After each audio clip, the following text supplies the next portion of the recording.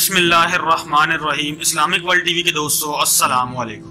दोस्तों आज हम आपके लिए एक नई वीडियो के साथ हाजिर हुए हैं। दोस्तों जैसा कि हम आपको पहले बताते रहे हैं दीगर वीडियोस में ताबूत सकीना और यहूदियों के बारे में, दोस्तों आज की इस वीडियो के अंदर हम आपको जिस चीज के बारे में बताएंगे वो लाल बछड़ा जो इसराइल में पैदा हुआ है उसका ताल्लुक ताबूत सकीना और हैकल सुलेमानी से है और ये क़यामत की निशानियों में से एक निशानी है। ताबूत सकीना और हैकल सुलेमानी का इस बछड़े से क्या ताल्लुक है, आज की इस वीडियो में हम आपको ये बताएंगे।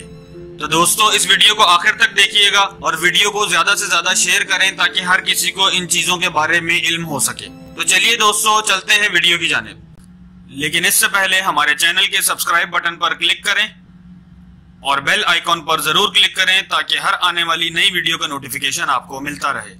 दोस्तों यहूदियों के मुताबिक तीसरी बार हैकल सुलेमानी की तामीर से पहले इन्हें कुछ रसूमात पूरी करनी होंगी, जिनमें से सबसे अहम एक सुर्ख बछड़े की कुर्बानी है। यही वजह है कि वो कई सालों से ऐसे बछड़े का इंतजार कर रहे थे जो कि सुर्ख रंग का हो, इसके बाल सीधे हों और इसके पूरे जिस्म पर 3 से ज्यादा काले बाल ना हों। और सबसे खास बात जो मैं आपको बता रहा हूँ वो ये है कि इस बछड़े का जिक्र बाइबल में भी मिलता है। इसकी पैदाइश पर इसकी कुर्बानी की जाएगी और फिर उसके बाद हैकल सुलेमानी की बुनियाद रख दी जाएगी। दोस्तों 28 अगस्त 2008 में यहूदियों की जानिब से एक वीडियो मंजर आम पर आई थी जिसमें इस बछड़े की पैदाइश का ऐलान कर दिया गया था और इस बात पर यहूदियों ने इंतहाई खुशी का इजहार किया। कहा यह जाता है कि ये बछड़ा क्लोनिंग के नतीजे में पैदा किया गया है। अगरचे इन सब बातों के शवाहिद इस्लामी रिवायात में कहीं नहीं मिलते, लेकिन फिर भी इसे क़यामत की निशानियों में शुमार किया जाता है।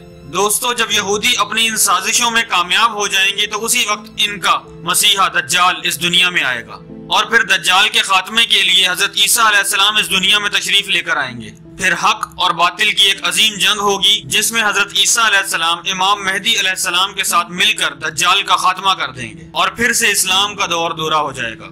और आखिर में हम अल्लाह पाक से दुआ करते हैं कि अल्लाह ताला हमें दज्जाल के फितने से महफूज फरमाए और ईमान पर कायम रहने की तौफीक अता फरमाए। आमीन सुम आमीन। दोस्तों वीडियो पसंद आने की सूरत में इस वीडियो को लाइक करें और अपने दोस्तों के साथ इस वीडियो को जरूर शेयर करें ताकि ये मालूमात हर किसी तक पहुंच सके। शुक्रिया। दोस्तों हमारे चैनल को सब्सक्राइब कर बेल आइकॉन पर जरूर क्लिक करें ताकि हम आपके लिए ऐसी नई नई वीडियोस लेकर आते रहें।